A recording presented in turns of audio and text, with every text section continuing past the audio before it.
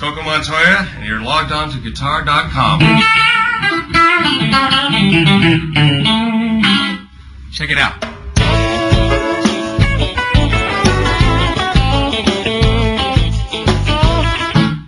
That basically was listening to the original and deciding what turn I want to do on it. You know, the first thing was just, I think here what brought the idea was hanging out with my friend Richie Haywood from Little Feat. Haywood is crazy. He's a great guy. We hanging out, and I started thinking about that song. I started thinking about Little Feat, and that's what made me think of.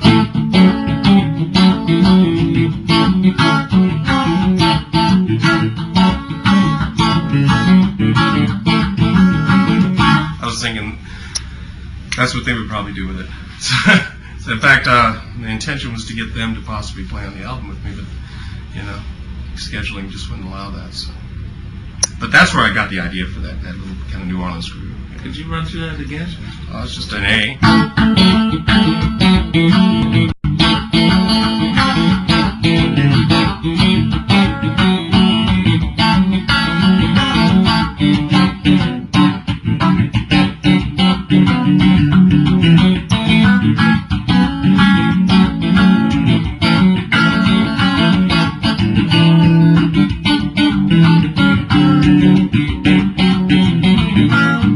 That kind of stuff, you know. Now here's a song sung from a man's point of view. It was written by Dave Steen, a guy in Lincoln, Nebraska that I write with. And I heard it and I just thought it was a great tune. And I think somebody else may have played it, may have recorded it. I think it might have been James Cotton. But I heard it and I thought this would be a good vehicle for guitar. And I think all the stops and everything that are in it, I thought it was a cool thing. It'd be more of an Albert Collins thing. All the, you know, it's in, I believe it's in B flat, that kind of thing. Sorry, I wasn't playing in B flat though. But anyway, just a straight ahead shuffle, that kind of thing. You know, it's just a straight ahead shuffle. It's what everybody plays, you know, the kind of thing. There's not really much too different to it, except we did add the horns. You know, we used the white trash horns, and that added some things to it, a little big band sound, you know. But there's really not much to say about what I play on that. I don't know what to tell you. You know, this is blues.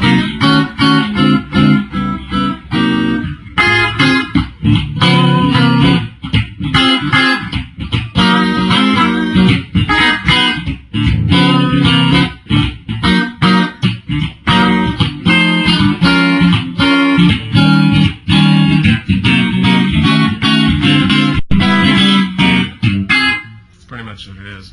I don't ask them what all that is, because that's some of the stuff I watch people do, and I don't know what it is.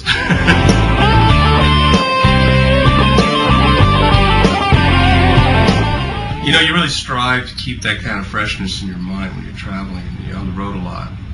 I think I do it more when at the beginning of a tour, because you haven't played for a while and things, fresh ideas are coming into your head. And sometimes I think after a while you've been touring, you start getting into a kind of repetitive thing, you know. You kind of, well, I started here last night, and I'm naturally gravitating towards that area. So you try to just approach from a different angle every time. You know, I try and emulate flavors of the solos of the albums, but I can't repeat them exactly. So I just try to get little ideas on how they would go, you know. So there's only a few. I mean, I don't have an overly abundant amount of chops.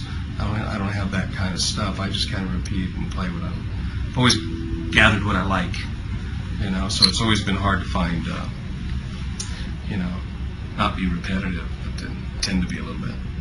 So there are certain positions that you like to... Oh, I always play off the standard.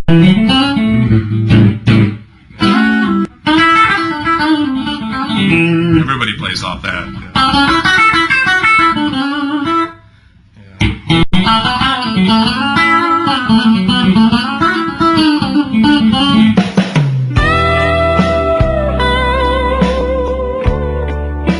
I've been used to Strats. I started out on actually an Ibanez Destroyer, When I was with Mayall, the first couple of years I had that. And it was a right-handed guitar turned upside down. I mean, I got pictures of it. It was pretty hilarious. But once I got somebody put me one together where I could actually get to the knobs, you know, instead of being way under my arm, you know, there was no going back. Because you couldn't do, you know, couldn't do any of that. It was way up here, you know. So having this, especially with the Strat, having the volume knob right there, it's really great to have.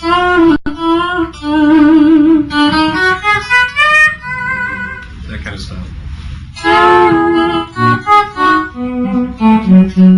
think I first saw Tom Enriquez, guy in LA, a very good guitar player, brilliant guitar player. You know, a lot of what I do is emulate off of him, Clapton, people like that, because I used to go see him. He was in the same circles I was. And the first time I walked into a club, when I saw him, he had a Marshall in a small club faced against the wall and just blaring. And it was just, he had a lot of those little technique things, you know, it's like those swell things like that. It's the first guy I ever saw. And then Walter Trout, of course, does this too. And he's really, really good at it.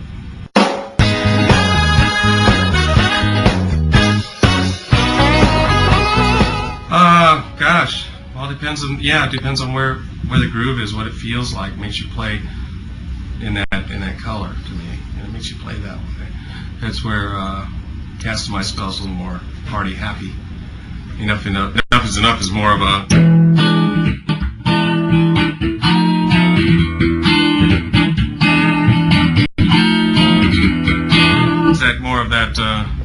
almost like a Mary Had a Lamb thing by Buddy, you know. But so it makes you play more of that kind of, you know,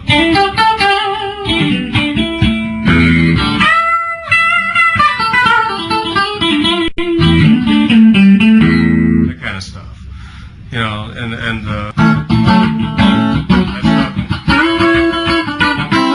makes you play more of that kind of playing.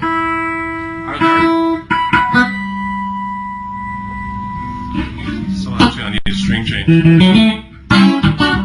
Play more funky, you know, more funk, you know, like be doing like a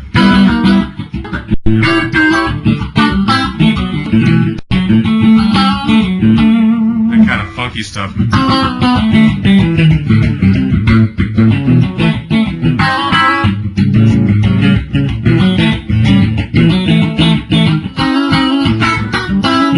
kind of thing. Syncopated funky stuff. Are there notes that you might avoid in a certain pattern, like between a major and a minor song? No. No. If there is, I don't know. I'm not aware of it. I just go where I think I'm safe. I really, like I say, I don't have a lot of technical knowledge. I kind of just play what comes to my ear. I'm kind of like a parrot. You know, I don't put much thought to it. I just repeat what I've done, I've learned, and what I heard, and just try to emulate it the way I do it. You know, but.